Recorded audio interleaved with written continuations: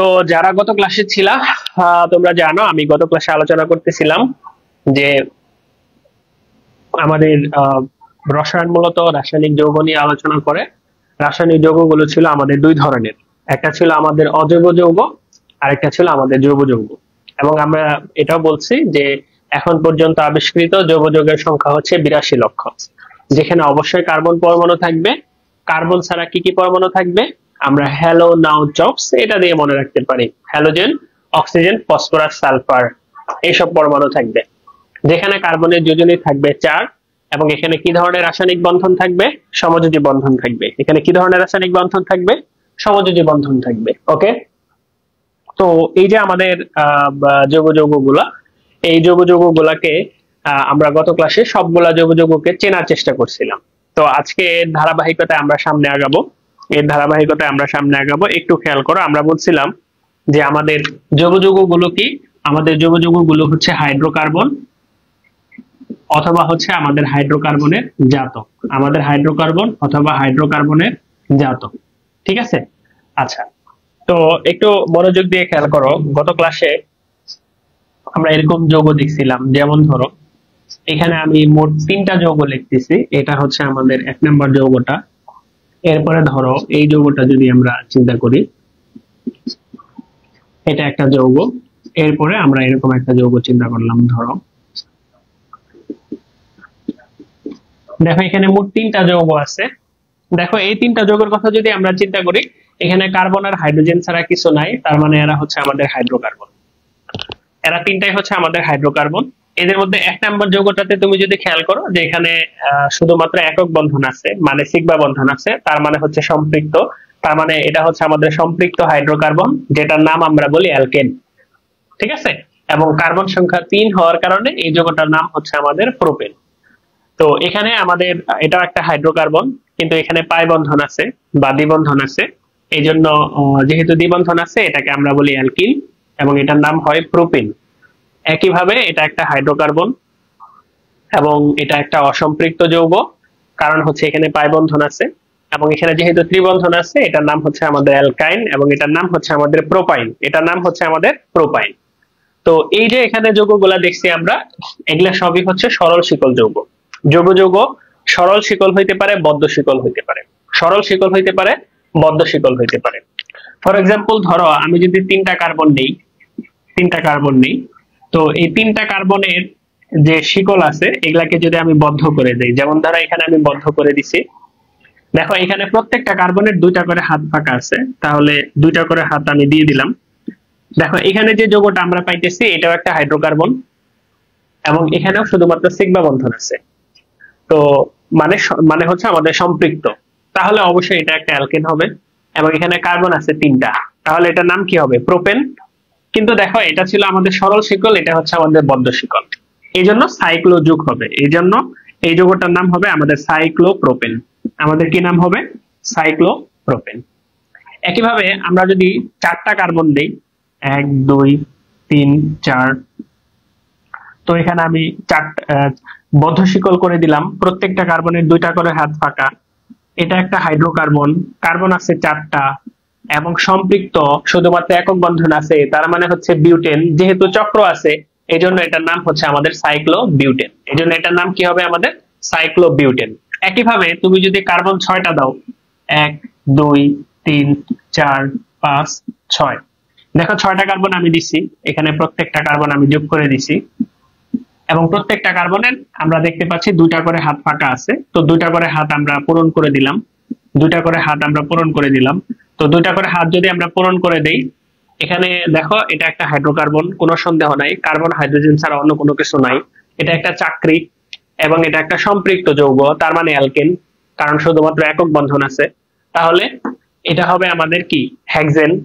যেহেতু কার্বন হচ্ছে আমাদের 6টা, সামনে একটা সাইক্লো যুগ হবে, তাহলে এই যৌগটার নাম হচ্ছে আমাদের কি? সাইক্লোহেক্সেন। এই যৌগটার নাম কি হবে? আমাদের সাইক্লোহেক্সেন। আবার তুমি যদি ধরো এখানে আমি এরকম 4টা কার্বন দিছি, ওকে।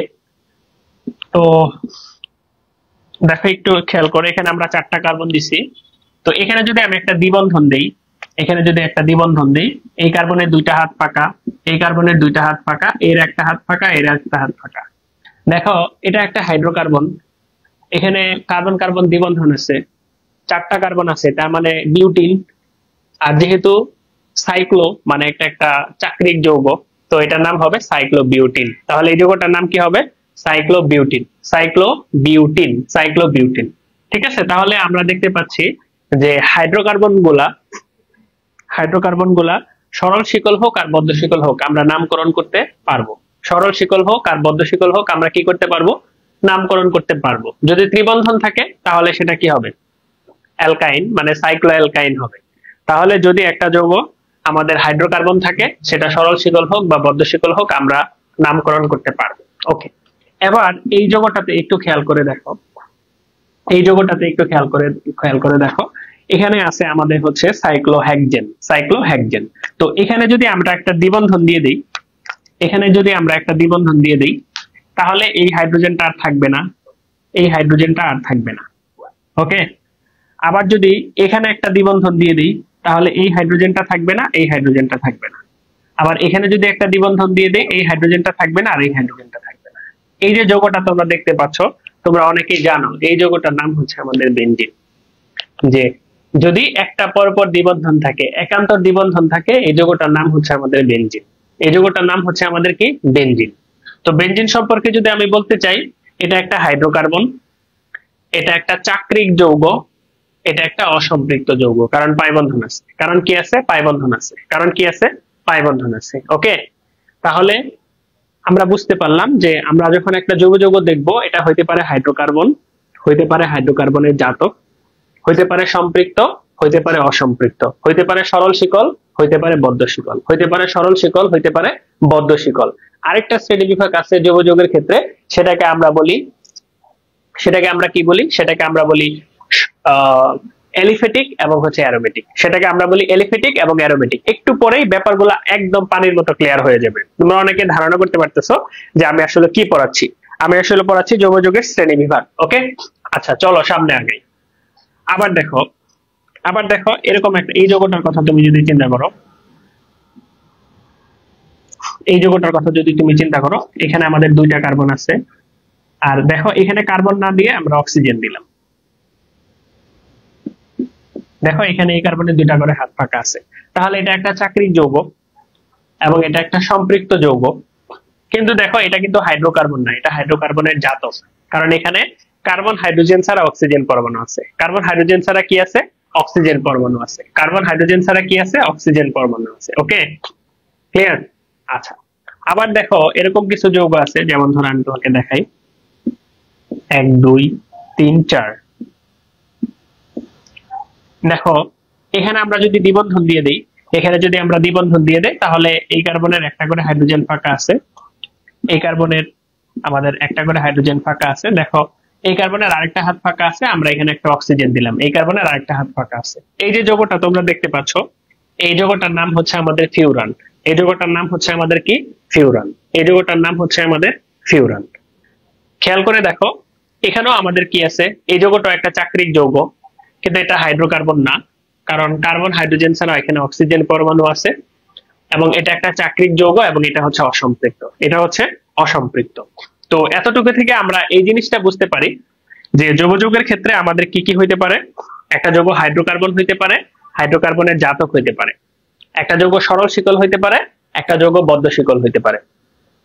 হাইড্রোকার্বন হইতে পারে, হাইড্রোকার্বনের জাতক হইতে পারে, সরল শিকল হইতে পারে, বদ্ধ শিকল হইতে পারে, আবার সম্পৃক্ত হইতে পারে, অসম্পৃক্ত হইতে পারে, এলিফেটিক হইতে পারে, অ্যারোমেটিক হইতে পারে। তো এই ব্যাপারগুলো যদি বুঝে থাকো, এখন আসো আমরা যৌগের মূল শ্রেণী বিভাগটা তোমাদেরকে দেখাই। যৌগের মূল শ্রেণী বিভাগটা আমি একটু তোমাদেরকে দেখাই।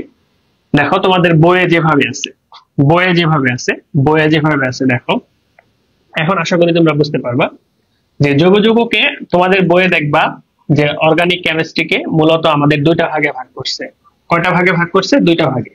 একটা হচ্ছে আমাদের সরল শিকল, একটা হচ্ছে আমাদের সরল শিকল যৌগ, আরেকটা হচ্ছে আমাদের বদ্ধ শিকল যৌগ।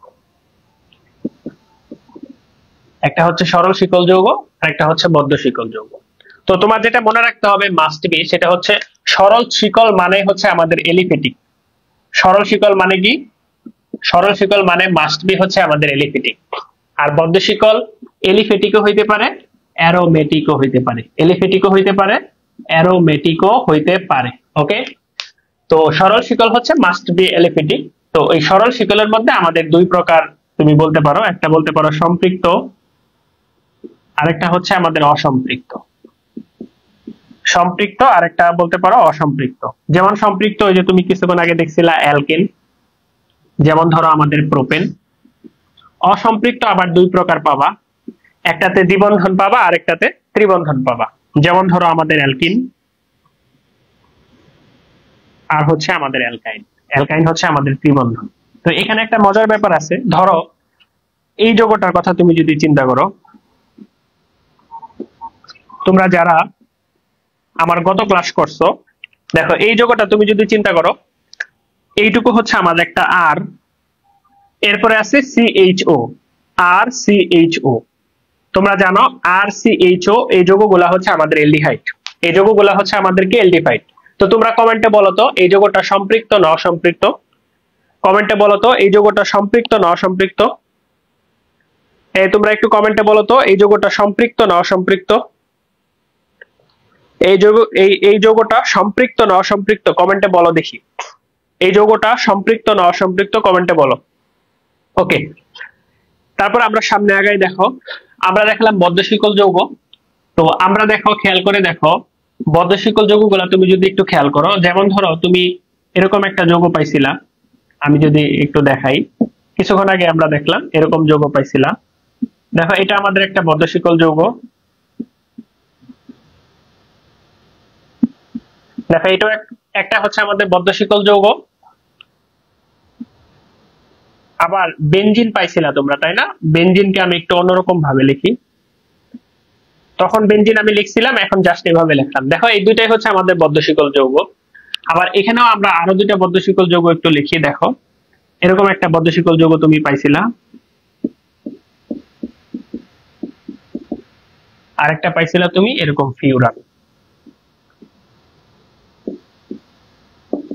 আচ্ছা, এবার খেয়াল করে দেখো এই যে আমার বদ্ধ শিকল যৌগগুলা, এখানে যে দুইটা বদ্ধ শিকল যৌগ আছে এরা হচ্ছে হাইড্রোকার্বন। কার্বন আর হাইড্রোজেন ছাড়া অন্য কোনো কিছু নাই।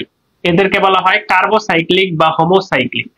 কার্বোসাইক্লিক বা হোমোসাইক্লিক। আর এখানে কার্বন হাইড্রোজেন ছাড়া অন্য পরমাণু ছিল, যেমন অক্সিজেন ছিল, এদেরকে বলা হয় হেটেরোসাইক্লিক। Heterocyclic, heterocyclic. ওকে, তাহলে এই দুটো হচ্ছে কার্বোসাইক্লিক, এই দুটো হচ্ছে হেটেরোসাইক্লিক। আমরা বলে নিছিলাম সরল শিকল মাস্ট বি অ্যালোফিটিক, কিন্তু বদ্ধ শিকল এলিফিটিকও হইতে পারে, অ্যারোমেটিকও হইতে পারে। যেমন আমাদের বেনজিন, এটা হচ্ছে অ্যারোমেটিক, এটা হচ্ছে অ্যারোমেটিক, আর এটা হচ্ছে আমাদের এলিফেটিক, এটা হচ্ছে আমাদের এলিফেটিক। তো এই এলিফেটিকটাকে আবার সাইক্লিক। তো সাইক্লিক এবং এলিফেটিক দুটাকে একসাথে বলা হয় অ্যালিসাইক্লিক। দুটাকে একসাথে বলা হয় অ্যালিসাইক্লিক। দুটাকে একসাথে বলা হয় অ্যালিসাইক্লিক। কথাটা বুঝো? তাহলে বদ্ধ শিকল হচ্ছে দুই ধরনের, একটা কার্বোসাইক্লিক আর একটা হচ্ছে হেটেরোসাইক্লিক। তো কার্বোসাইক্লিকের মধ্যে যেটা এলিফেটিক অ্যালিসাইক্লিক, আর যেটা অ্যারোমেটিক সেটাকে শুধু অ্যারোমেটিক বলে। তাহলে কার্বোসাইক্লিক আবার দুই প্রকার, অ্যালিসাইক্লিক এবং হচ্ছে অ্যারোমেটিক। তো অ্যারোমেটিকের এক্সাম্পল হচ্ছে বেনজিন, অ্যারোমেটিকের এক্সাম্পল হচ্ছে কি আমাদের বেনজিন। তো এরকম আরো কিছু যৌগ আছে, যেমন ন্যাপথালিন, অ্যানথ্রাসিন। ঠিক আছে, বেনজিন, ন্যাপথালিন, অ্যানথ্রাসিন, আমরা এই যে বিএনএ এটা দিয়ে মনে রাখতাম, বেনজিন, ন্যাপথালিন, অ্যানথ্রাসিন। ঠিক আছে, তো এলিসাইক্লিকের एग्जांपल কি হবে? তখন আমি বোর্ডে লিখছিলাম সাইক্লোপ্রোপেন, সাইক্লোবিউটেন, সাইক্লোপেন্টেন, সাইক্লোহেক্সেন। এরা সবাই কি হবে? এলিসাইক্লিক। সবাই কি হবে? এলিসাইক্লিক। সবাই কি হবে? এলিসাইক্লিক। ওকে, ক্লিয়ার?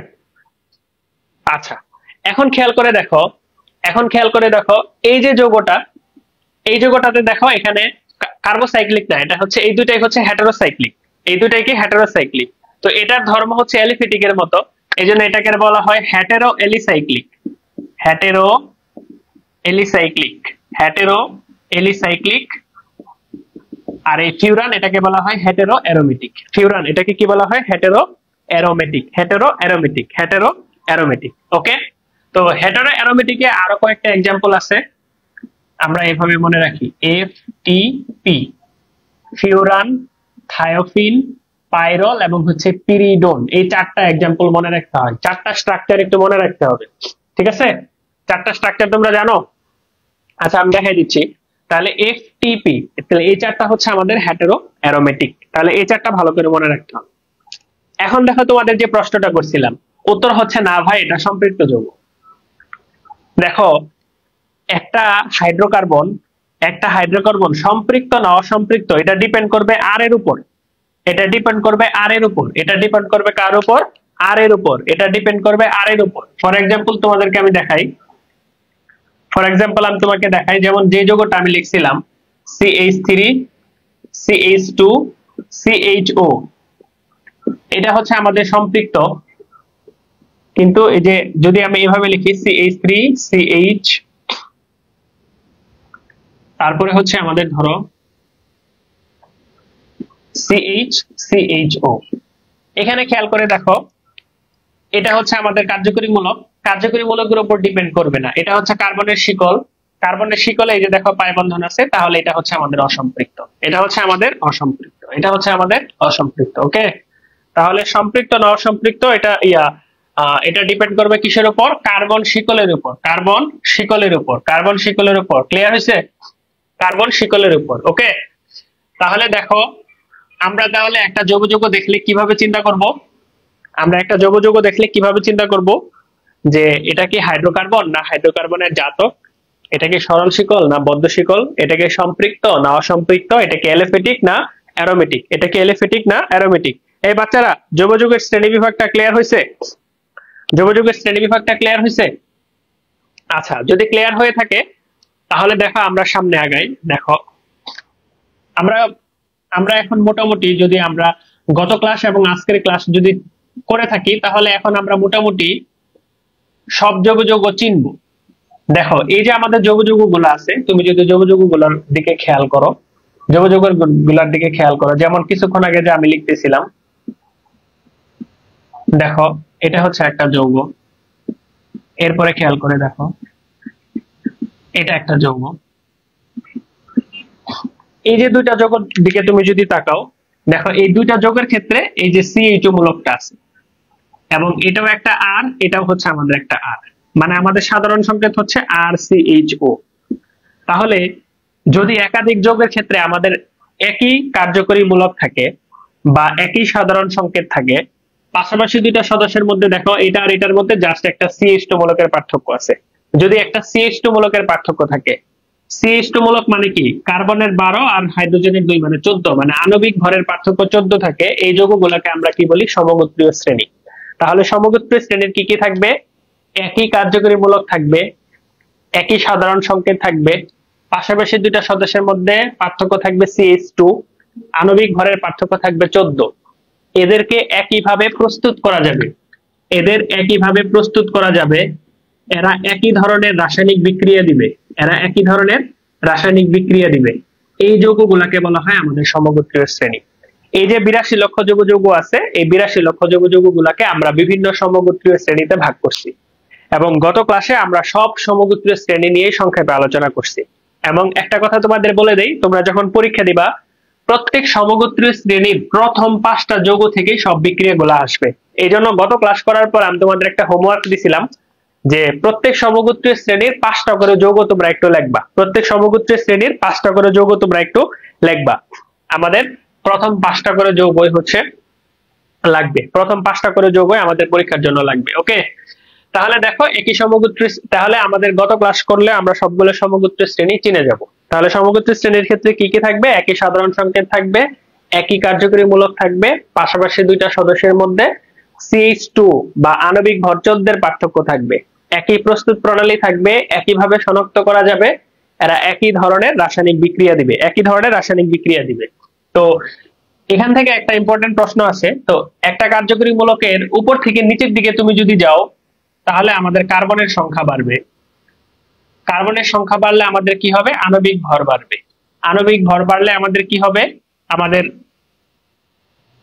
গলনাঙ্ক, স্ফুটনাঙ্ক, মানে বয়েলিং পয়েন্ট এবং মেল্টিং পয়েন্ট বাড়বে, কিন্তু দ্রাব্যতা হচ্ছে আমাদের হ্রাস পাবে, দ্রাব্যতা হচ্ছে আমাদের হ্রাস পাবে। ধরো পরীক্ষায় প্রশ্ন আসলো যে নিচের কোন যৌগের গলনাঙ্ক স্ফুটনাঙ্ক হচ্ছে আমাদের বেশি, এখানে অপশনে ক তে এটা আছে, খ তে এটা আছে। তা আমাদের থিওরি কি? যে একই সমগোত্রীয় শ্রেণীর উপর থেকে নিচের দিকে গেলে কার্বনের সংখ্যা বাড়বে, আণবিক ভর বাড়বে, গলনাঙ্ক স্ফুটনাঙ্ক বাড়বে, কিন্তু দ্রাব্যতা হচ্ছে কমবে। দ্রাব্যতা হচ্ছে কমবে। তাহলে এই দুটো একই সমগোত্রীয় শ্রেণীর, এটার চেয়ে এটার কার্বনের সংখ্যা বেশি, মানে আণবিক ভর বেশি, মানে গলনাঙ্ক স্ফুটনাঙ্ক হচ্ছে আমাদের বেশি। তাহলে আমাদের অ্যান্সার কি হবে? এটা, এটার গলনাঙ্ক স্ফুটনাঙ্ক কি হবে? বেশি হবে। গলনাঙ্ক স্ফুটনাঙ্ক কি হবে? বেশি হবে। ওকে, তাহলে এই হচ্ছে আমাদের সমগোত্রীয় শ্রেণী।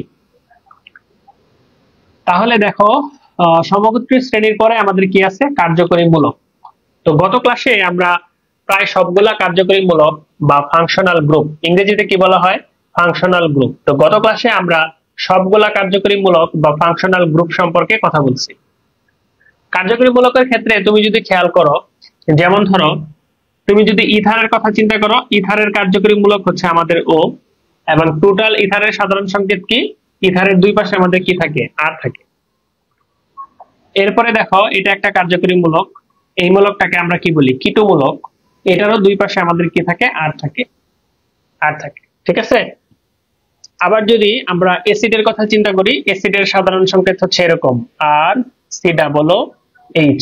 এক্ষেত্রে এই যে সি ডাবল ও এইচ, এটাকে আমরা বলি আমাদের অ্যাসিডের কার্যকরী মূলক। ঠিক আছে। তাহলে খেয়াল করে দেখো যে কার্যকরী মূলক একটা সিঙ্গেল পরমাণু হইতে পারে, বা এরকম গ্রুপ হইতে পারে, CO, C double O H. তাহলে কার্যকরী মূলক কি হইতে পারে? একটা সিঙ্গেল পরমাণু হইতে পারে বা একটা গ্রুপ হইতে পারে। কার্যকরী মূলক কি করে?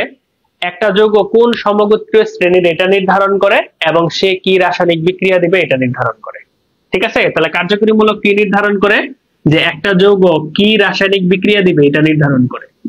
তাহলে কার্যকরী মূলকের ডেফিনেশন যদি আমি দিতে চাই, এটা এরকম হবে যে যেই পরমাণু বা হচ্ছে মূলক জৈব যৌগে উপস্থিত থেকে জৈব যৌগটা কোন সমগোত্রীয় শ্রেণীর এটা নির্ধারণ করে, এবং জৈব যৌগ কি রাসায়নিক বিক্রিয়া দিবে এটা নির্ধারণ করে, সেটাই হচ্ছে আমাদের কার্যকরী মূলক বা ফাংশনাল গ্রুপ।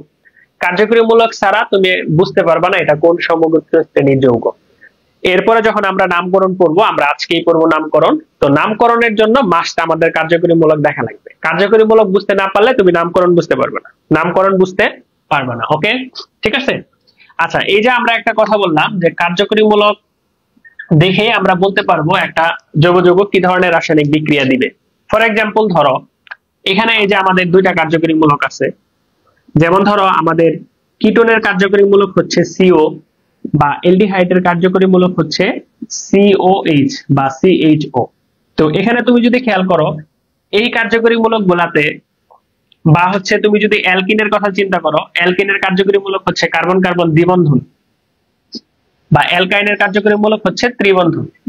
সবগুলাতে খেয়াল করে দেখো কার্যকরী মূলকে পাই বন্ধন আছে, মানে হচ্ছে কার্যকরী মূলক গুলো হচ্ছে অসম্পৃক্ত, এরা দিবে সংযোজন বিক্রিয়া। তাহলে কার্যকরী মূলকে যদি পাই বন্ধন থাকে বা কার্যকরী মূলক যদি অসম্পৃক্ত হয়, তাহলে তারা কি ধরনের বিক্রিয়া দিবে? সংযোজন বিক্রিয়া দিবে, এডিশন বিক্রিয়া দিবে। আবার ধরো এখানে এই যে সি ডাবল ও এইচ, এখানে খেয়াল করে দেখবা যে কার্যকরী মূলকে পাই বন্ধনও আছে, আবার এই যে এখানে সিগমা বন্ধনও আছে।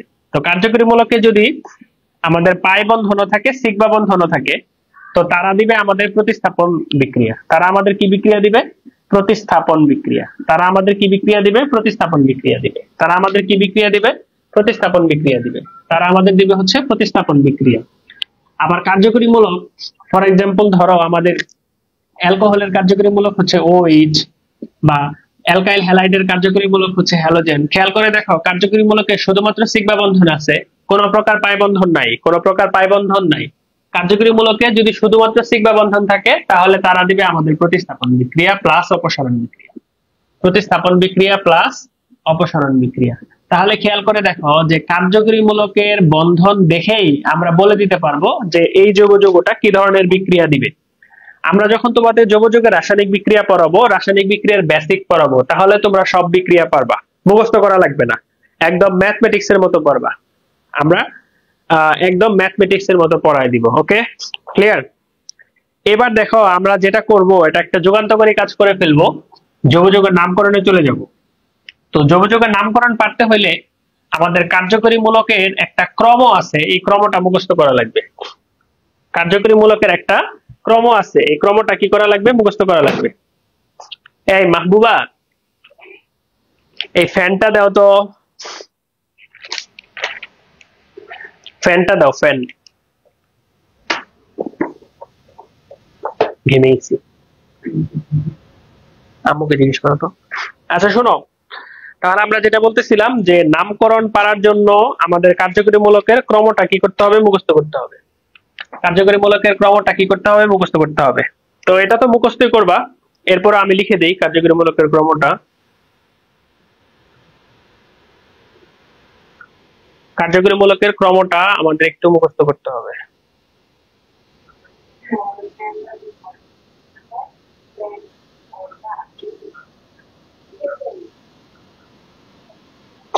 ওকে, দেখো কার্যকরী মূলকের ক্রমটা কি, যে প্রথমে আছে হচ্ছে আমাদের COOH, তারপরে এই মূলকটার নাম হচ্ছে সালফোনিক অ্যাসিড মূলক, তারপরে হচ্ছে COX, এটাকে কি বলে, অ্যাসিড হ্যালাইড।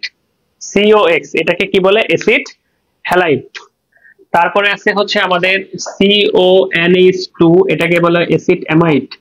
এরপরে আছে সায়ানাইড বা নাইট্রাইল, সায়ানাইড বা নাইট্রাইল, আমার দিকে দাও, সায়ানাইড বা নাইট্রাইল। এরপরে আছে হচ্ছে আমাদের অ্যালডিহাইড, এরপরে হচ্ছে আমাদের কিটোন, অ্যালডিহাইডের পরে আমাদের কি আছে, কিটোন। তারপরে অ্যালকোহল, থায়োল, অ্যামিন, অ্যালকোহল, থায়োল, অ্যামিন। এরপরে আমি তোমাদের সাজেশন দিয়ে দিব যে কোনগুলা ভালো করে মনে রাখতে হবে। অ্যালকোহল, থায়োল, অ্যামিন, হ্যাঁ ঠিক আছে। দুইটা বিক্রিয়া দিবে কখন, যখন হচ্ছে শুধুমাত্র একক বন্ধন থাকবে তখন দুইটা বিক্রিয়া দিবে, তখন দুইটা বিক্রিয়া দিবে, ঠিক আছে। এরপরে আমাদের অ্যালকিনের যে কার্বন কার্বন দ্বিবন্ধন, তারপরে হচ্ছে ত্রিবন্ধন, তারপরে হচ্ছে একক বন্ধন, মানে হচ্ছে আমাদের অ্যালকিন যেটা। ওকে, তাহলে এই ক্রমটা মুখস্থ করতে হবে। এখন দেখো এই ক্রমটা মুখস্থ করলে আমরা নামকরণ শিখতে পারবো। একটু বাচ্চারা মনোযোগ দাও, দেখো নামকরণ আমরা কত সহজে শিখে ফেলি। মনে রাখবা একটা যৌগের নামকরণের তিনটা পদ্ধতি আছে। একটা যৌগের নামকরণের কি আছে, একটা যৌগের নামকরণের তিনটা পদ্ধতি আছে। তো একটা ছিল আমাদের সাধারণ পদ্ধতি, এরপরে ছিল আরেকটা কি বলে এটাকে, একটা ছিল আমাদের সাধারণ পদ্ধতি, আরেকটা ছিল উদ্ভূত বা জাত পদ্ধতি, উদ্ভূত বা জাত পদ্ধতি, আরেকটা হচ্ছে international union of pure and applied chemistry বা ইউপ্যাক পদ্ধতি।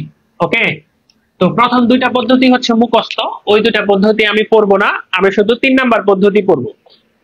তো 3 নাম্বার পদ্ধতি মানে হচ্ছে ইউপ্যাক পদ্ধতি। তো ইউপ্যাক পদ্ধতিতে যৌগের নামকরণের জন্য যে নিয়মকরণ গুলো আছে এগুলা বইয়ে দেখবা অনেক লেখা আছে, এত পড়া লাগবে না ভাই, এত পড়া লাগবে না। আমি হচ্ছে নিয়মকরণ গুলা জাস্ট বলে দিচ্ছি, জাস্ট এইটুকু মাথায় ঢুকাইতে পারলেই তুমি যৌগের নামকরণ পারবা, যৌগের নামকরণ পারবা। তো ইউপ্যাক পদ্ধতিতে একটা যৌগের নামের 3টা অংশ থাকবে। একটা হচ্ছে আমাদের পরপদ, একটা হচ্ছে আমাদের পরপদ বা হচ্ছে সাফিক্স, একটা হচ্ছে আমাদের শব্দমূল, শব্দমূল বা হচ্ছে আমাদের রুট, আরেকটা হচ্ছে আমাদের পূর্বপদ বা হচ্ছে আমাদের প্রিফিক্স, আমাদের পূর্বপদ বা হচ্ছে আমাদের কি বলতো প্রিফিক্স। তাহলে এই 3টা অংশ, এই যে এখানে একটা সিরিয়াল দিছি না ভাই, এই সিরিয়ালটা ঠিক রাখতে হবে। তুমি প্রথমে একটা যৌগের পরপদটা ঠিক করবা, তারপরে শব্দমূল ঠিক করবা, তারপরে পূর্বপদ ঠিক করবা, সিরিয়াল অনুসারে, সিরিয়াল অনুসারে। ওকে, সিরিয়াল অনুসারে। তো পরপদ কি দেখে ঠিক করবা, তুমি কার্যকরী মূলক দেখে, তুমি হচ্ছে কি দেখে পরপদ ঠিক করবা, কার্যকরী মূলক দেখে। তো তুমি যদি দেখো একটা যৌগে কার্যকরী মূলক অনেকগুলো আছে, তখন তুমি কি দেখবা, কার্যকরী মূলকের ক্রম দেখবা, কার্যকরী মূলকের কি দেখবা, ক্রম দেখবা। তো কার্যকরী মূলকের ক্রমটা এখানে আছে, মুখস্থ করতে হবে। তাহলে তুমি কি পাবা, পরপদ পাবা। তোমাকে এটা মুখস্থ করতে হবে কোন কার্যকরী মূলকের জন্য পরপদ কি হয়। যেমন যেমন আমাদের COOH এর জন্য পরপদ হয় ওইক অ্যাসিড, তো এভাবে সবগুলো মুখস্থ করতে হবে। বা হচ্ছে আমাদের এই যে কিটোনের জন্য হয় ওন, OH এর জন্য হয় অল, মানে অ্যালকোহলের জন্য হয় অল। তাহলে এইভাবে আমাদের কি মুখস্থ করতে হবে যে কোন কার্যকরী মূলকের জন্য আমাদের পরপদ কি হবে, কোন কার্যকরী মূলকের জন্য আমাদের পরপদ কি হবে, আমাদের কি করতে হবে, মুখস্থ করতে হবে। ওকে, গেল। এই এরপরে হচ্ছে তোমার এই যে শব্দমূল নির্ণয় করতে হবে। শব্দমূল তুমি কিভাবে নির্ণয় করবা? তুমি নাম্বারিং করবা, নাম্বারিং করে লম্বা কার্বন শিকল দেখবা, লম্বা কার্বন শিকল দেখবা। তো লম্বা কার্বন শিকল দেখলে তুমি হচ্ছে শব্দমূল পাবা। এটা নির্ভর করবে কিসের উপর? কার্বন শিকলের উপর। তো কার্বন শিকলে যদি ধরো 5টা কার্বন থাকে, তখন আমাদের শব্দমূল হবে পেন্ট। 6টা থাকলে হবে হেক্স, 7টা থাকলে হবে আমাদের হেপ্ট, 8টা থাকলে হবে আমাদের অক্ট, এভাবে। ওকে, আচ্ছা। এরপরে আসা আমাদের পূর্বপদ। তো পূর্বপদের তুমি নামকরণ করবা। পূর্বপদ মানে হচ্ছে প্রতিস্থাপক। একটা যৌগের ক্ষেত্রে যেটা প্রতিস্থাপক থাকবে সেটা হচ্ছে আমাদের পূর্বপদ। তো সেক্ষেত্রে হচ্ছে আমাদের জাস্ট পূর্বপদ অনুসারে নামকরণ করতে হবে। তবে পূর্বপদ লেখার সময় ইংরেজি আলফাবেট যে ফর্মুলেশন আছে এটা মেনে চলতে হবে। তো সবগুলা নিয়ম আমি যখন বলতেছি মাথায় প্যাচ লাগতেছে, প্যাচ লাগাটা হচ্ছে স্বাভাবিক ভাইয়া। আমরা যখন এক্সাম্পল দেখবো, আমরা যখন অনেকগুলো উদাহরণ দেখবো তখন সহজ হয়ে যাবে। যখন আমরা উদাহরণ দেখবো তখন কি হয়ে যাবে? সহজ হয়ে যাবে। দেখো নামকরণের আমরা বেশ কিছু উদাহরণ দেখবো। আমরা যখন উদাহরণ দেখবো তখন কি হয়ে যাবে? সহজ হয়ে যাবে। ভয় নাই, তোমরা একটু মনোযোগ দিয়ে থাকো। যখন হচ্ছে আমরা উদাহরণ দেখবো তখন সহজ হয়ে যাবে। যখন আমরা উদাহরণ দেখবো তখন সহজ হয়ে যাবে, সমস্যা নেই। এরপরে দেখো এইখানে এই বেসিক নিয়মগুলা ছাড়া আর যে নিয়ম আছে সেটা হচ্ছে আমাদের সংখ্যা এবং শব্দের মাঝখানে বসবে হাইফেন। সংখ্যা এবং শব্দের মাঝখানে কি বসবে? হাইফেন। সংখ্যা এবং শব্দের মাঝখানে বসবে হাইফেন। একাধিক সংখ্যা থাকলে তোমার হচ্ছে আমাদের কমা বসবে সংখ্যা থাকলে। এছাড়া আমাদের ডাই, ট্রাই এরকম শব্দ যোগ হবে। এগুলা হচ্ছে নিয়ম। আমি যখন বললাম তখন তোমার কাছে কঠিন লাগতেছে, আমি জানি ভাই। আমার আমার আমি বুঝতেছি তোমার কাছে কঠিন লাগতেছে, কিন্তু আমি যখন এক্সাম্পল দিব তখন তোমার কাছে সহজ লাগবে। আমি এবং এক্সাম্পল দেওয়ার সময় নিয়মগুলো আমি তোমাকে আবার বলবো, নিয়মগুলো আমি তোমাকে আবার বলবো। ওকে, ঠিক আছে। আচ্ছা, ফর এক্সাম্পল ধরো এই জগৎটা একটু চিন্তা করো।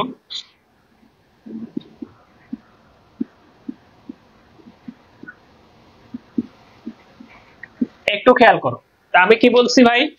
একটা জৈব যৌগের তুমি যখন নামকরণ করবা, তোমাকে সবার প্রথমে কি করতে হবে? সবার প্রথমে দেখতে হবে পরপদ। তো পরপদ তুমি কি দেখে বুঝবা? কার্যকরী মূলক। কার্যকরী মূলক। তো এই যৌগটার দিকে তুমি যদি খেয়াল করো, এখানে কার্যকরী মূলক কয়টা আছে? একটা কার্যকরী মূলকই আছে, এই যে COOH, এটাই হচ্ছে আমাদের কার্যকরী মূলক। তো কার্যকরী মূলক অনুসারে তোমার পরপদ হবে। তো এখানে কার্যকরী মূলক হচ্ছে COOH। তাহলে আমাদের পরপদ কি হবে? ওইক অ্যাসিড। তাহলে এটা আমরা মাথায় রাখলাম, আমাদের পরপদ হবে ওইক অ্যাসিড। এরপরে আমার তোমাকে কি করতে হবে? নাম্বারিং করতে হবে। তো নাম্বারিং করার সময় তোমাকে খেয়াল করতে হবে কার্যকরী মূলককে সবার আগে দিতে হবে। তাহলে এটা অবশ্যই 1, এটা হচ্ছে 2, এটা হচ্ছে 3, এটা হচ্ছে আমাদের 4। তাই যদি হয় আমাদের, তাহলে কার্বনের লম্বা শিকলে কার্বন কয়টা? 4টা। তাহলে আমাদের শব্দমূল হবে বিউট, আর পরপদ ছিল ওইক অ্যাসিড। তাহলে একসাথে বলবা বিউটানোইক অ্যাসিড। তাহলে একসাথে কি বলবা? বিউটা বিউটানোইক অ্যাসিড। Butanoic acid. তুমি চাইলে এভাবেও বলতে পারতা, আধুনিক আরেকটা নিয়ম ছিল বিউট, এটা হচ্ছে আমাদের শব্দমূল, 1 নম্বরে ওইক অ্যাসিড আছে, বিউট 1 ওইক অ্যাসিড, এভাবেও বলতে পারো। দুইটার যে কোনো একভাবে বলতে পারো, ঠিক আছে। এখন আমাদের বাকি থাকলো কি? প্রতিস্থাপক। প্রতিস্থাপক আমাদের একটাই আছে, মিথাইল। CH3 মানে কি? মিথাইল। কয় নম্বরে আছে? 2 নম্বরে। তাহলে 2 মিথাইল। তো আমি বলছিলাম যে সংখ্যা আর শব্দের মাঝখানে কি দিতে হবে? হাইফেন। তাহলে 2 মিথাইল যে কোনো একটা, বিউটানোইক অ্যাসিড বা বিউট 1 ওইক অ্যাসিড। 2 মিথাইল বিউটানোইক অ্যাসিড বা বিউট 1 ওইক অ্যাসিড। ওকে, বোঝা গেছে? ক্লিয়ার? আচ্ছা, আরো আরো আরো এক্সাম্পল দেই, কারণ একটা এক্সাম্পল দিলে তোমাদের ক্লিয়ার হবে না। একটা এক্সাম্পল দিলে তোমাদের ক্লিয়ার হবে না।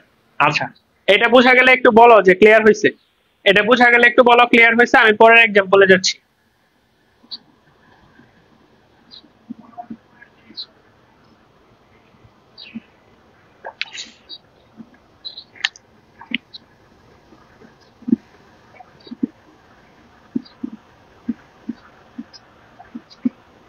একটু মনোযোগ দাও।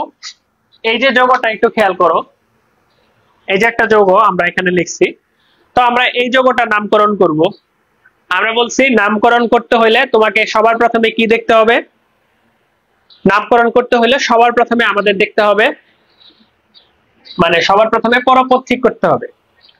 তো পরপদ ঠিক করার জন্য আমাদের কার্যকরীমূলক দেখতে হবে। এখানে খেয়াল করে দেখো, আমাদের কার্যকরীমূলক আছে দুইটা। এই যে এটা হচ্ছে আমাদের কিটোনের কার্যকরীমূলক, তারপরে OH, এটা হচ্ছে আমাদের অ্যালকোহলের কার্যকরীমূলক, এটা হচ্ছে আমাদের অ্যালকোহলের কার্যকরীমূলক। তো যখন তোমার একাধিক কার্যকরীমূলক থাকবে তখন তোমাকে দেখতে হবে কার্যকরীমূলকের অগ্রগণ্য ক্রম। এখানে এই যে ক্রমটা আছে, ক্রমটাতে খেয়াল করে দেখো যে আমাদের কিটোন উপরে আছে, অ্যালকোহল নিচে আছে। তার মানে এখানে মূল যৌগটা হবে আমাদের কিটোন, মূল যৌগটা হবে আমাদের কিটোন। তার মানে আমাদের পরপদ হবে হচ্ছে ওন। পরপদ তাহলে কি হবে? ওন। যদি এখানে কিটোন না থাকতো তাহলে পরপদ হইতো অল। যেহেতু এখানে অ্যালকোহল এবং কিটোন দুটাই আছে এবং সারিতে কিটোন হচ্ছে উপরে, এই জন্য আমাদের পরপদ হবে ওন। তাহলে আগেই তুমি চাইলে লিখে দিতে পারো পরপদ হবে আমাদের ওন। তাহলে এখন তোমাকে কি করতে হবে? নাম্বারিং। নাম্বারিং এমন ভাবে করতে হবে যাতে কার্যকরীমূলকটা কাছাকাছি থাকে। তাহলে এই পাশ থেকে দিলে তো হবে না, তোমাকে এই পাশ থেকে নাম্বারিং করতে হবে। 1 2 3 4 5 4 5। ওকে, আচ্ছা। তাহলে এখন দেখো ওনটা তোমার কয় নাম্বারে আছে? ওনটা তোমার কয় নাম্বারে আছে? 2 নাম্বারে। তাহলে 2 ওন। শব্দ আর সংখ্যার মাঝখানে কি দিতে হবে? হাইফেন। ঠিক আছে, আচ্ছা। এরপরে দেখো আমাদের শব্দমূল কি হবে? 5 পর্যন্ত আসছে, তাহলে পেন্ট। পেন্ট। শব্দ আর সংখ্যা মাঝখানে দিতে হবে হাইফেন। Pent 2 one. এই টোটাল জিনিসটার শাখা শুধুমাত্র কি আছে? এই OH। OH মানে কি? হাইড্রোক্সি। OH মানে কি? হাইড্রোক্সি। একটা জিনিস খেয়াল করো, অ্যালকোহল যখন পরপদ হইতো তখন তার নাম হইতো ওল, কিন্তু সে যখন পরপদ হয় নাই তখন তার নাম হয়ে যাচ্ছে হাইড্রোক্সি। তখন তার নাম হয়ে যাচ্ছে হাইড্রোক্সি। তাহলে নামটা হবে আমাদের হাইড্রোক্সি। কয় নাম্বারে? 3 নাম্বারে। তাহলে 3 hydroxy pent 2 one. 3 hydroxy pent 2 one. এই জিনিসটা বুঝতে কারো অসুবিধা আছে? এখানেও দেখো আমরা সংখ্যা এবং শব্দের মাঝখানে হাইফেন দিছি, যে শব্দ শব্দ মাঝখানে কিছু নাই। তাহলে 3 হাইড্রোক্সি পেন্ট 2 ওন। তুমি চাইলে এভাবেও লিখতে পারতা, 3 হাইড্রোক্সি তারপরে পেন্টানোন লিখতে পারতা, পেন্টানোন পেন্টানোন 2 এভাবেও লিখতে পারতা। তো উপরের মতো করেই ভালো, 3 হাইড্রোক্সি পেন্ট 2 ওন। ধরো আরেকটা জিনিস তোমাকে আমি এখানে বোঝাই। ধরো এখানে আমার 4 নাম্বার কার্বনে যদি একটা মিথাইল থাকতো, তাহলে এখানে আমাদের শাখা হইলো দুইটা, একটা হচ্ছে আমাদের মিথাইল আর একটা হচ্ছে আমাদের হাইড্রোক্সি। তাহলে আমাদের শাখা হচ্ছে আমাদের দুইটা, এখানে হচ্ছে মিথাইল 4 নাম্বার কার্বনে আর আমাদের 3 নাম্বার কার্বনে হচ্ছে হাইড্রোক্সি। তো প্রতিস্থাপক যখন দুইটা থাকবে তখন তুমি কোনটা আগে লিখবা? এই যে দেখো আমরা বলে দিচ্ছি পূর্বপদ লিখতে হবে আলফাবেটিক্যালি। পূর্বপদ লিখতে হবে কিভাবে? আলফাবেটিক্যালি। পূর্বপদ লিখতে হবে আলফাবেটিক্যালি। এবিসিডি হিসাব করলে এইচ আগে আসে, তাহলে হাইড্রোক্সিটা আগে লিখতে হবে, মিথাইলটা পরে লিখতে হবে। অর্থাৎ টোটাল নামটা হবে এরকম, হাইড্রোক্সিটা আগে লিখতে হবে, তাহলে 3 হাইড্রোক্সি 3 হাইড্রোক্সি, তারপরে হচ্ছে 4 মিথাইল পেন্ট 2 ওন। দেখছো, খেয়াল করে দেখবা সব সময় না শব্দ এবং হচ্ছে সংখ্যার মাঝখানে হাইফেন দিছি। ঠিক আছে, ক্লিয়ার? এই নামটা বোঝা গেছে কিনা একটু কমেন্ট করো তো, বাচ্চারা একটু কমেন্ট করো তো যে এটা বোঝা গেছে কিনা। এই একটু কমেন্ট করো, একটু বোঝা গেছে কিনা, এটা ক্লিয়ার হয়েছে কিনা একটু বলো। দেখো আমরা আরো কয়েকটা নামকরণ দেখি, কারণ দু একটা দেখলে এটা ক্লিয়ার হবে না, দু একটা দেখলে আমাদের ক্লিয়ার হবে না।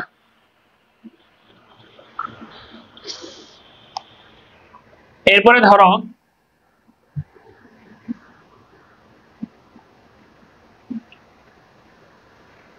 আরো দু একটা আমরা দেখি, দেখলে আমাদের অনেক ক্লিয়ার হবে। দেখো নামকরণ হচ্ছে যত বেশি প্র্যাকটিস করবা তোমার তত মনে থাকবে। নামকরণ যত প্র্যাকটিস করবা তোমার তত মনে থাকবে, তোমার তত মনে থাকবে। এটা ভাই দু একটা প্র্যাকটিস করে তুমি পারবা না, দু একটা প্র্যাকটিস করে পারবা না। ওকে,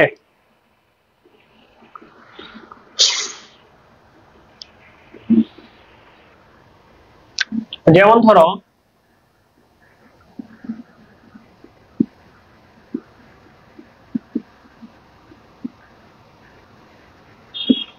দেখো এই যে যৌগটা আছে, এই যৌগটা তুমি যদি খেয়াল করো, এই যৌগটা তুমি যদি খেয়াল করো, এখানে দ্বিবন্ধন এবং ত্রিবন্ধন দুইটাই আছে, দ্বিবন্ধন এবং ত্রিবন্ধন দুইটাই আছে। তো এখানে তো কার্যকরীমূলক হচ্ছে আমাদের দ্বিবন্ধন এবং হচ্ছে ত্রিবন্ধন। তো তুমি এখন নাম্বারিং করবা, নাম্বারিং থেকে এদের নামকরণ শুরু হবে।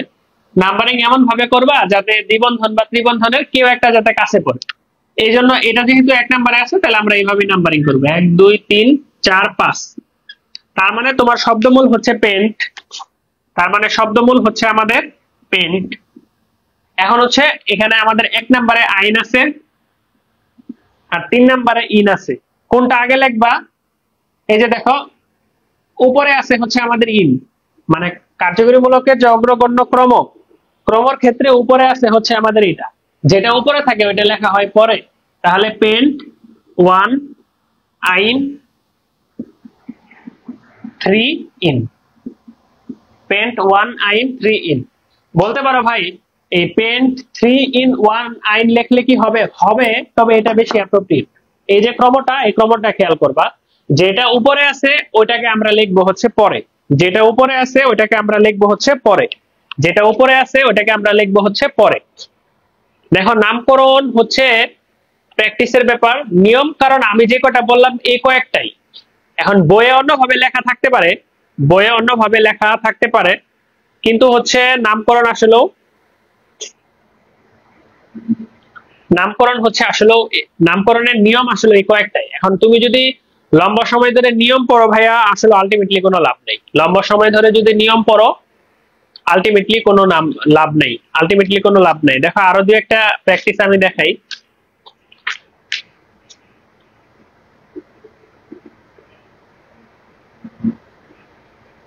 এই বোঝা যাচ্ছে? একটু কমেন্ট করো তো। দাঁড়াও তোমাদের একটা নামকরণ আমি দেই, তোমরা পারো কিনা, তোমাদের একটা নামকরণ আমি দেই, কি বলো? তাহলে নামকরণ পারার জন্য তোমার কয়েকটা ছক মুখস্থ করতে হবে। একটা হচ্ছে এই যে কার্যকরীমূলকের অগ্রগণ্য ক্রমটা মুখস্থ করতে হবে, তারপরে কোন কার্যকরীমূলকের জন্য পরপদ কি হয় এটা মুখস্থ করতে হবে, এবং ওই কার্যকরীমূলকটা যদি পূর্বপদ হয় তখন কি হয় এটা মুখস্থ করতে হবে। এই জিনিসগুলো তুমি যদি মুখস্থ না করো তাহলে কিন্তু আবার পারবে না, বুঝছো? যেমন ধরো এটা এটা তুমি যদি একটু চিন্তা করো, এই যৌগটা,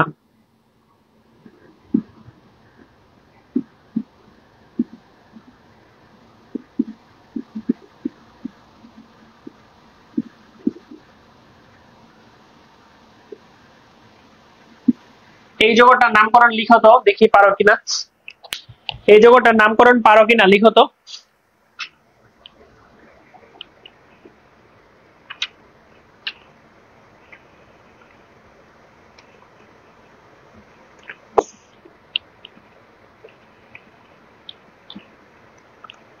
দেখি এই যৌগটার নামকরণ পারো কিনা, দেখি তোমরা পারো কিনা, আমি একটু দেখি।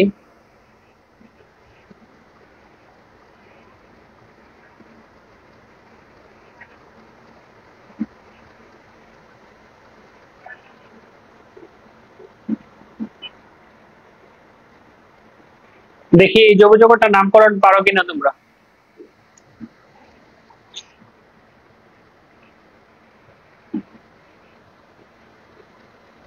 কেউ লেখো না এখনো?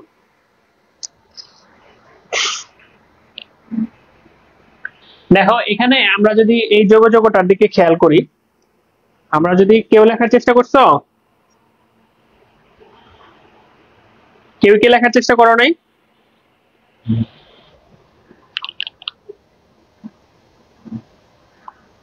কেউই তো লেখার চেষ্টা করো নাই রে। আচ্ছা দেখো এই যৌগটার নামকরণ যদি আমরা একটু খেয়াল করি, তুমি একটা জিনিস, একটা ব্যাপার খেয়াল করো, যে এখানে এই যৌগটাতে আমাদের কার্যকরীমূলক আছে 3টা। এই যে CHO, OH, NH2। এই ক্রমের দিকে খেয়াল করলে সবার উপরে হচ্ছে CHO, সবার উপরে হচ্ছে CHO। তো কিছু কিছু কার্যকরীমূলক আছে এরা সবসময় 1 নাম্বার কার্বন হয়, তো এই জন্য এই ব্যাপারগুলো অনেক ইজি। তাহলে এটা 1, এটা 2, এটা 3, এটা 4, এটা হচ্ছে আমাদের 5। ঠিক আছে, দেখো এখানে কার্যকরীমূলক আমাদের 3টা ছিল। তুমি এখানে যদি তাকাও, আমাদের NH2 এটার উপরে আছে OH, সবার উপরে আছে CHO। ঠিক আছে, তাহলে এখানে আমাদের মূল যৌগটা হচ্ছে CHO, মানে হচ্ছে অ্যালডিহাইড। তার মানে আমাদের পরপথ হবে L। আমাদের পরপথ কি হবে? L। মাস্ট বি আমাদের পরপথ কি হবে? L। এবং আমি অলরেডি নাম্বারিংও করে ফেলছি, পেন্ট। তাহলে আমাদের শব্দমূল কি হবে? পেন্ট। তাহলে পেন্ট 1L, অথবা চাইলে তোমরা লিখতে পারতা পেন্টানেল, অথবা চাইলে কি লিখতে পারতা? পেন্টানেল লিখতে পারতা। এখন আমাদের বাকি আছে শুধুমাত্র প্রতিস্থাপক। দেখো প্রতিস্থাপক, এখানে আছে মিথাইল M, এখানে আছে হাইড্রোক্সি H, এখানে আছে অ্যামাইনো A। কোনটা সবার আগে? অ্যামাইনো। তাহলে আমাদের কি আসবে? 4 অ্যামাইনো। তারপরে কি আগে? H, 3 hydroxy. তারপরে কি কি আসে? আমাদের 2 মিথাইল। তাহলে আমাদের মূল নামটা কি হবে? 4 amino, 3 hydroxy, 2 methyl, pent 1L। Pent 1L। বুঝছো কিনা বলো?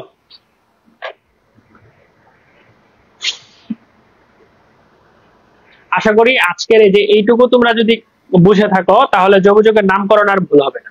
যোগাযোগের নামকরণ আর কি হবে না? ভুল হবে না। যোগাযোগের নামকরণ আর ভুল হবে না। ওকে, ঠিক আছে। তাহলে বাচ্চারা একটু মনোযোগ দিয়ে দেখো, আমি তোমাদের কি কি পড়াইলাম 2টা ক্লাসে, আমি একটু তোমাদের রিভিউ দিয়ে দিই। দেখো 2টা ক্লাসে আমি মূলত পড়ানোর চেষ্টা করছি যে জৈব যৌগের পরিচয়, আমরা জৈব যৌগগুলা চেনার চেষ্টা করছি, এবং প্রত্যেকটা জৈব যৌগ আমরা মোটামুটি চেনার ট্রাই করছি। জৈব যৌগের শ্রেণী বিভাগটা আমরা পড়ছি, সমগোত্রীয় শ্রেণী আমরা পড়ছি, কার্যকরীমূলক আমরা পড়ছি, এবং জৈব যৌগের নামকরণ পড়ছি। মাত্র 2টা ক্লাসে আমরা এতগুলা জিনিস কিন্তু পড়ে ফেলছি। ঠিক আছে, তো তুমি যদি মূল বইটা পড়ো, তোমাদের মূল বইয়ের সমানতার আগ পর্যন্ত যে যে টপিকগুলোর নাম আমি বললাম, এই টপিকগুলো আমি পড়ছি। বইয়ের কোন টপিকগুলো আমার বাদ পড়ছে যেটা আমি বলি নাই, সেটা হচ্ছে যে জৈব যৌগের ইতিহাস সংক্রান্ত অল্প কিছু আলোচনা আছে, ওইটা আমি আগেই বলি নাই। এরপর হচ্ছে জৈব এবং অজৈব যৌগের পার্থক্য আছে, ওইটা আমি বলি নাই। এবং জৈব এবং অজৈব যৌগের পার্থক্য, এটা আমি বলি নাই। প্লাস হচ্ছে আমাদের জৈব যৌগের যে সমযোজী বন্ধন থাকে, এই সমযোজী বন্ধন সম্পর্কে আমি বলি নাই। এই সমযোজী বন্ধন সম্পর্কে আমরা মৌলের পর্যাবৃত্তিক ধর্ম এবং রাসায়নিক বন্ধনে পড়ি, এই জন্য আমি এটা বলি নাই। এই জন্য এটা আমি কি করি নাই? বলি নাই। তো আল্লাহ যদি সহায় হয়, আমরা যদি পারি, নেক্সট ক্লাসে আমরা জৈব যৌগের সমানতাটা পড়বো, প্লাস অ্যারোমেটিক হাইড্রোকার্বনটা আরেকটু ভালো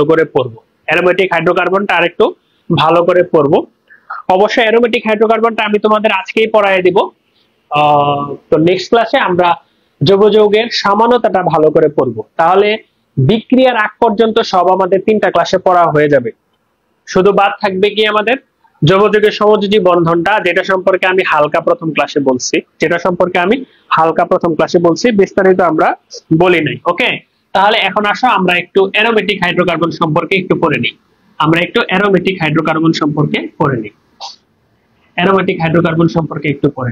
বা অ্যারোমেটিক যৌগ সম্পর্কে একটু পড়ে নিই আজকে। তো জৈব যৌগের শ্রেণী বিভাগ যখন আমরা পড়লাম, তখন আমরা একটা জিনিস পড়লাম যে ধর্ম অনুসারে আমাদের জৈব যৌগগুলা হচ্ছে 2 প্রকারের। একটা হচ্ছে আমাদের এলিফ্যাটিক যৌগ, আর একটা হচ্ছে আমাদের অ্যারোমেটিক যৌগ। ঠিক আছে, আচ্ছা। তো এখানে একটা ইম্পর্টেন্ট কথা হচ্ছে যে আমাদের যে জৈব যৌগগুলা আছে, এলিফ্যাটিক যৌগগুলা সবসময় সরল শিকল। বদ্ধ শিকল যৌগগুলা এলিফ্যাটিকও হইতে পারে, অ্যারোমেটিকও হইতে পারে। তার মানে অ্যারোমেটিক যৌগগুলা হচ্ছে আমাদের বদ্ধ শিকল। তো অ্যারোমেটিক যৌগের মূল যৌগটা হচ্ছে আমাদের বেনজিন। বেনজিন। তো এটা হচ্ছে আমাদের বেনজিন, অ্যারোমেটিক যৌগের মূল যৌগ। অ্যারোমেটিক যৌগের মূল যৌগটা কি আমাদের? অ্যারোমেটিক যৌগের মূল যৌগটা হচ্ছে আমাদের বেনজিন। তো বেনজিনকে মূলত বলা হয় আমাদের অ্যারোমেটিক যৌগ। তো বেনজিনের গঠনটা কেমন? বেনজিনের গঠনটা হচ্ছে, বেনজিনে হচ্ছে আমাদের একটা পরপর দ্বিবন্ধন থাকে, মানে হচ্ছে একান্তর দ্বিবন্ধন থাকে। বেনজিনে কি থাকে? একান্তর দ্বিবন্ধন থাকে। তাহলে বেনজিন হচ্ছে অ্যারোমেটিক যৌগের মূল যৌগ। এবং বেনজিনের গঠনটা তাহলে আমাদের কি হবে? C6H6। এবং বেনজিনটাকে মূলত যে এইভাবে লেখা হয়, কেন লেখা হয় এটা আমরা একটু পরে বুঝবো। তাহলে এটা হচ্ছে আমাদের মূল বেনজিনটা। তো এই যে আমাদের মূল বেনজিনটা, এটাই হচ্ছে আমাদের মূলত অ্যারোমেটিক যৌগের মূল যৌগ। এই যে আমাদের বেনজিনটা, বেনজিনের একটা হাইড্রোজেন যদি চলে যায় তখন আমাদের তৈরি হয় C6H5। তখন একটা হাত কি থাকে? ফাঁকা থাকে। একটা হাত কি থাকে? ফাঁকা থাকে। যেমন এখানে এই যে একটা হাত ফাঁকা হইলো, তখন একটা মূলক তৈরি হয়। এই মূলকটাকে বলা হয় অ্যারাইল মূলক বা ফিনাইল মূলক, বা অনেকে বলে বেনজাইল মূলক। তাহলে অ্যারাইল মূলক আমরা প্রথম ক্লাসে যেমন অ্যালকাইল মূলক পড়ছিলাম, এটা হচ্ছে আমাদের অ্যারাইল মূলক। এটা হচ্ছে আমাদের অ্যারাইল মূলক। এখন এই অ্যারাইল মূলকের যে একটা হাত ফাঁকা আছে, এখানে আমাদের যে কোনো কিছু বসতে পারে। এখানে যে কোনো কিছু বসতে পারে। যেমন অ্যারাইল মূলকের ফাঁকা হাতে যদি আমাদের CH3 বসে, তখন এই যৌগটার নাম হয় মিথাইল বেনজিন, যেটাকে আমরা টোলোইন বলি।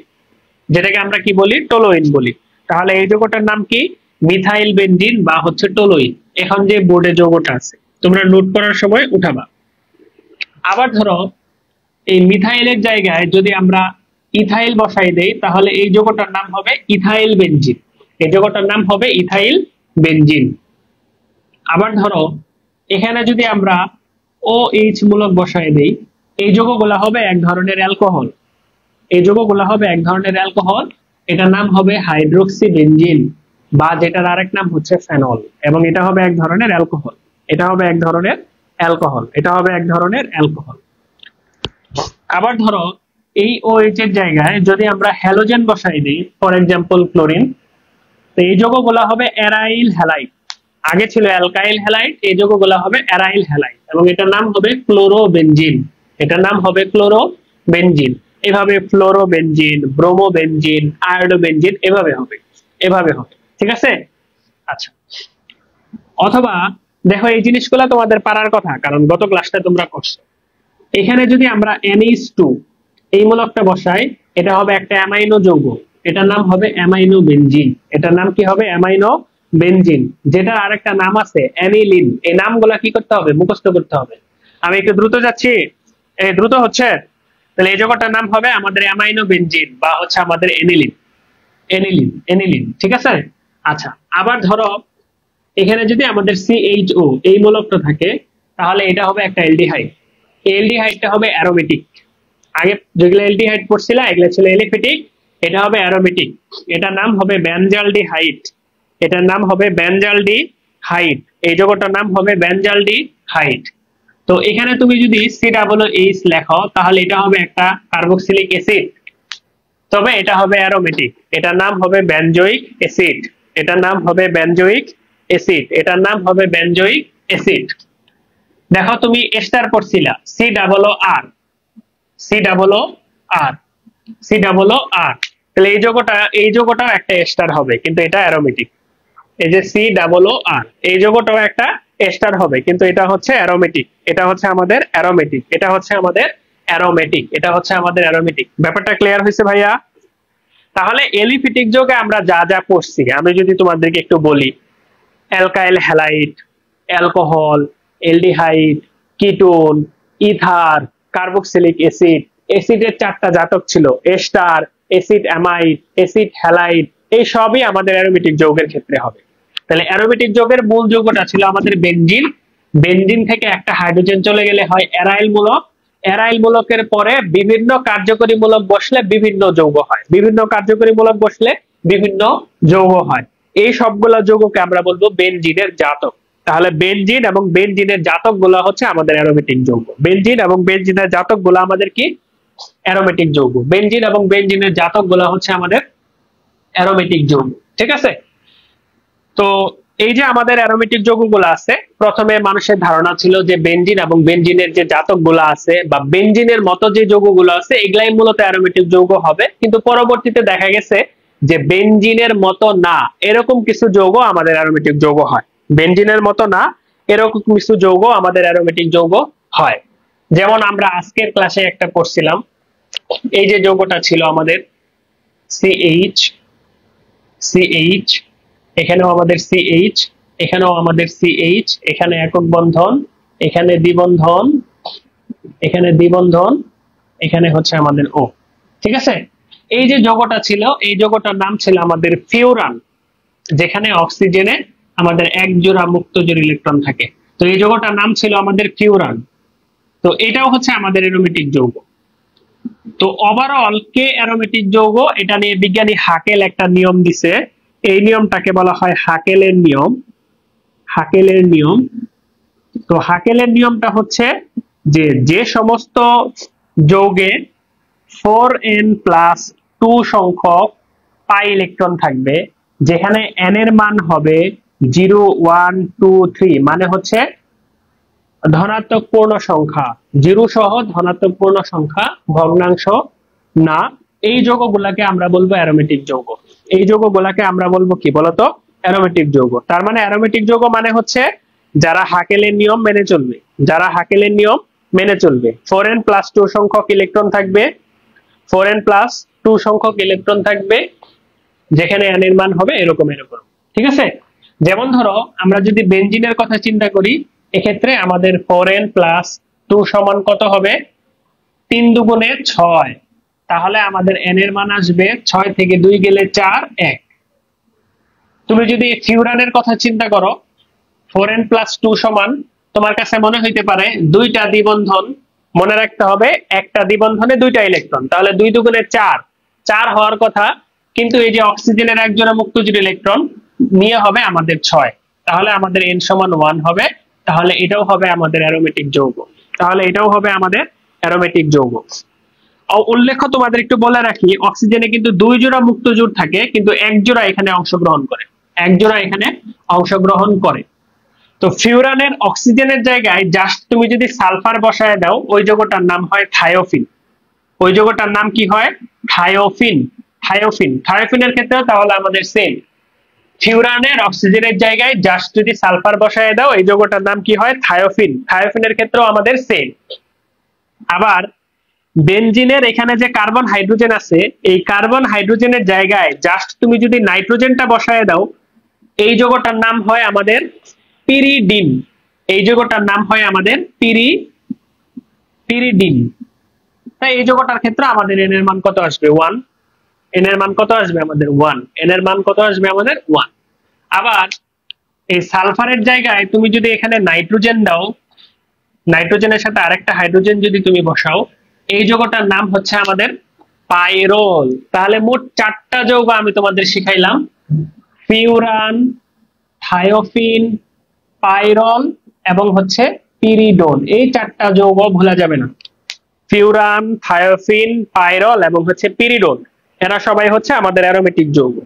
এরা সবাই হচ্ছে আমাদের অ্যারোমেটিক যৌগ। এরা সবাই হচ্ছে আমাদের অ্যারোমেটিক যৌগ। ফিউরান না, ফিউরান আবার বুঝবা, এটা দিয়েই বুঝো যে এখানে 2 2 4, এখানে এই যে নাইট্রোজেনের এক জোড়া ইলেকট্রন সহ হচ্ছে আমাদের 6।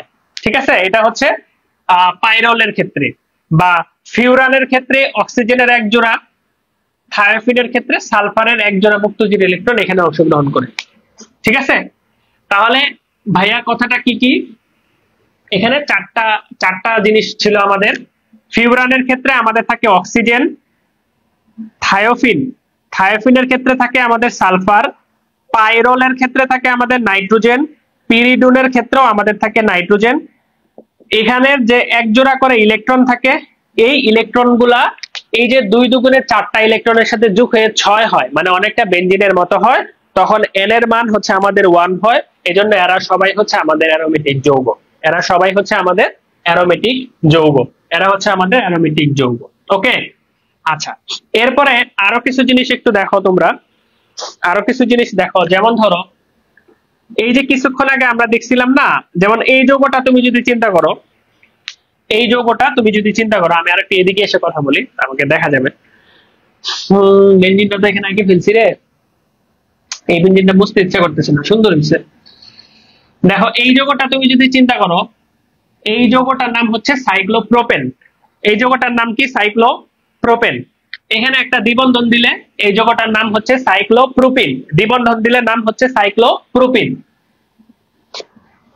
তাহলে এই দুইটাই হচ্ছে আমাদের সাইক্লোপ্রোপিন, এই দুইটাই হচ্ছে আমাদের সাইক্লোপ্রোপিন। এটা হচ্ছে সাইক্লোপ্রোপিনাইল ক্যাটায়ন, এটা হচ্ছে সাইক্লোপ্রোপিনাইল অ্যানায়ন। এখন দেখো এটার ক্ষেত্রে আমাদের 4n+2 সমান কত হবে? 2 2 4। আর এই ক্ষেত্রে হবে 2, জাস্ট হচ্ছে আমাদের 2। তাহলে এই ক্ষেত্রে আমাদের n সমান কত আসবে? হাফ। আর এই ক্ষেত্রে আমাদের n সমান কত আসবে? সরি, দেখো এখানে 2 2 4, তাহলে 4 - 2 2, তাহলে আমাদের n সমান কত আসবে? মানে হাফ। আর এই ক্ষেত্রে আমাদের n সমান কত আসবে? 0। বুঝো কিনা ভালো করে? 4n+2 সমান 2, তাহলে 4n সমান 2 - 2 মানে হচ্ছে 0, মানে n সমান হচ্ছে আমাদের 0। এক্ষেত্রে n মানে হচ্ছে আমাদের হাফ। তাহলে আমরা দেখতে পাচ্ছি যে এই যে আমাদের সাইক্লোপ্রোপিনাইল অ্যানায়ন, এটা অ্যারোমেটিক যৌগ না, কারণ n এর মান হচ্ছে ভগ্নাংশ। আর এটা সাইক্লোপ্রোপিনাইল হচ্ছে ক্যাটায়ন, এখানে n এর মান 0, এখানে n এর মান 0, তার মানে এটা হবে আমাদের কি? এটা হবে আমাদের অ্যারোমেটিক যৌগ। তাহলে সোজা কথায় যাদের 4n+2 সংখ্যক পাই ইলেকট্রন থাকবে তারাই হবে মোটামুটি আমাদের অ্যারোমেটিক যৌগ, তারাই হবে আমাদের অ্যারোমেটিক যৌগ, তারাই হবে আমাদের অ্যারোমেটিক যৌগ। এখন আসো, এগুলা হলো হিসাবগত কথা। এখন আসো ভিতরগত কিছু কথা আছে। তো ভিতরগত কথাগুলা কি কি এটা আমরা এখন একটু বলবো। যে হাকেল শুধু 4n+2 সংখ্যক ইলেকট্রনের কথাই বলে নাই, এখানে সে দেখো কি বলছে, 4n+2 সংখ্যক পাই ইলেকট্রনের কথা বলছে। একটা জিনিস তোমাদেরকে একটু বলি, এটা আমি পরে বোঝাবনি, যে পাই বন্ধন হইতে অবশ্যই পি অরবিটাল লাগে। পড়ছো না? sp_d অরবিটাল, পাই বন্ধন হইতে অবশ্যই পি অরবিটাল লাগে, পাই পি, তাহলে অবশ্যই পি অরবিটাল থাকা লাগবে। এবং বেনজিনের গঠনটা তুমি যদি বুঝো তাহলে তুমি জিনিসগুলো একটু বুঝবা। আমি বলছিলাম যে যৌগ যৌগের রাসায়নিক বন্ধন এখন আমি পড়াবো না, যৌগ যৌগের রাসায়নিক বন্ধন আমি এখন পড়াবো না, জাস্ট একটু আমি বলি, অথবা রাসায়নিক বন্ধনের উপর আমি আলাদা ক্লাস নিব। এখন আমি একটু তোমাকে জাস্ট একটু বলি যে বেনজিনে কার্বনের sp2 সংকরণ থাকে। কি সংকরণ থাকে? sp2। তো কার্বনের ইলেকট্রন বিন্যাস তুমি যদি করো 2s1 2px1 2py1 2pz1, এখানে কি সংকরণ ভাই? sp2। তাহলে দেখো একটা s দুইটা p, এই যে sp2 সংকরণ, আমাদের কি সংকরণ হইলো? sp2। এই জেটের কোন সংকরণ হয় নাই, জেটের কোন সংকরণ হয় নাই, জেটের কোন সংকরণ হয় নাই। তাহলে sp2 মানে তিনটা। প্রত্যেকটা কার্বনের কয়টা অরবিটাল আছে ভাই? তিনটা। একটু কঠিন হয়ে যাচ্ছে, যা কঠিন হয়ে যাচ্ছে। তাহলে বেনজিনের গঠনটা একটু কঠিন হয়ে যাচ্ছে, কারণ তোমাদের যদি রাসায়নিক বন্ধনের নলেজ না থাকে তাহলে পারবা না। আমি একটু বলি, রাসায়নিক বন্ধনটা আমরা আবার পড়াবো, যারা বুঝো তারা একটু বুঝে নাও। দেখো এখানে প্রত্যেকটা কার্বনের, এখানে কার্বন ছিল 6টা, এই যে 1টা 2টা 3টা 4টা 5টা, এই যে 6টা। প্রত্যেকটা কার্বনে আমাদের 6টা ছিল। দেখো প্রত্যেকটা কার্বনের আমাদের এই যে 1টা, এই যে হচ্ছে আমাদের 2টা, এই যে হচ্ছে আমাদের 3টা। এই কার্বনের এই যে 1টা, এই যে হচ্ছে আমাদের 2টা, এই কার্বনের এই যে 1টা, এই যে হচ্ছে 2টা, এই কার্বনের এই যে 1টা, এই যে হচ্ছে আমাদের 2টা, এই কার্বনের এই যে 1টা, এই যে হচ্ছে আমাদের 2টা, এই কার্বনের এই যে 1টা, এই যে হচ্ছে আমাদের 2টা। তাহলে প্রত্যেকটা কার্বনের আরেকটা করে দেখো, মানে sp2 3টা করে দাও। দেখো প্রত্যেকটা কার্বনের sp2 মানে হচ্ছে 3টা করে সংকর অরবিটাল। দেখো প্রত্যেকটা কার্বনের আমি 3টা করে সংকর অরবিটাল দিছি। প্রত্যেকটা কার্বনের আমি কয়টা করে সংকর অরবিটাল দিছি? 3টা করে। প্রত্যেকটা কার্বনের আমি 3টা করে সংকর অরবিটাল দিছি। প্রত্যেকটা কার্বনে একটা করে হাইড্রোজেন, হাইড্রোজেন তো গুল তাই না? প্রত্যেকটা কার্বনের একটা করে হাইড্রোজেন, প্রত্যেকটা কার্বনের একটা করে হাইড্রোজেন দিয়ে দিছি।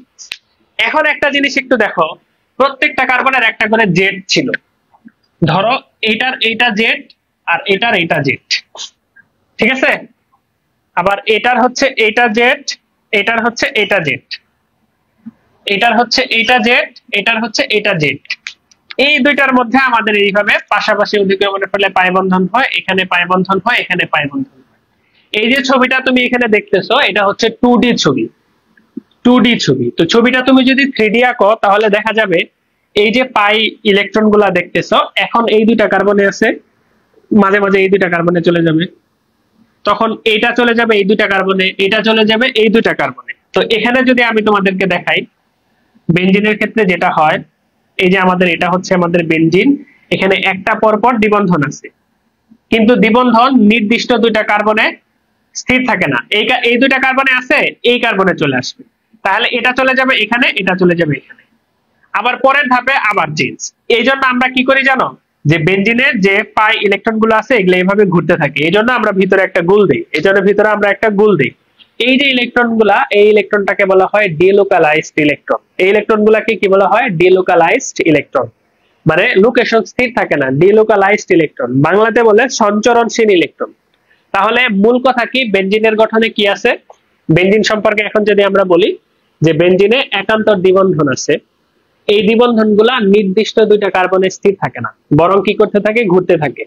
এই ইলেকট্রন গুলাকে বলা হয় ডিলোকালাইজড ইলেকট্রন বা সঞ্চরণশীল ইলেকট্রন। তাহলে এভাবে যদি ঘুরতে থাকে, এই বেনজিনের যে দ্বিবন্ধন গুলা আছে ঘুরতে ঘুরতে কি বারবার ঘুরতে ঘুরতে যে জায়গায় আগে ছিল আবার ওই জায়গায় ফিরে আসবে। গোল কোথাও যদি তুমি ঘুরতে থাকো, যেখান থেকে শুরু করছো আবার ওইখানেই ফিরে আসবা। এই যে ঘটনাটা, এই ঘটনাটাকে বলা হয় রেজোনেন্স। এই ঘটনাটাকে কি বলা হয়? রেজোনেন্স। তাহলে বেনজিনের ক্ষেত্রে কি হয়? রেজোনেন্স হয়, রেজোনেন্স হয়, ঠিক আছে? বেনজিনের ক্ষেত্রে কি হয়? রেজোনেন্স। তো এই ব্যাপারগুলো অ্যারোমেটিক যৌগের ক্ষেত্রে থাকা লাগবে। তাহলে অ্যারোমেটিক যৌগের ক্ষেত্রে কি থাকা লাগবে? অ্যারোমেটিক যৌগের গঠন এরকম হওয়া লাগবে যে এখানে ডিলোকালাইজড ইলেকট্রন থাকা লাগবে। কত সংখ্যক ডিলোকালাইজড ইলেকট্রন? 4n+2 সংখ্যক। কে বলছে? বিজ্ঞানী হাকেল বলছে, বিজ্ঞানী হাকেল বলছে, ঠিক আছে?